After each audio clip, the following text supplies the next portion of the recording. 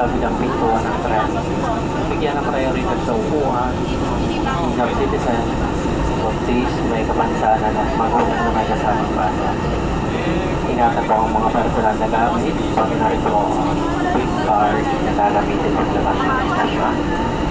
Bawat isa kumangin, maligalig na sa loob ng tren at istasyon. Marami na salamat. Next station, Guadalupe.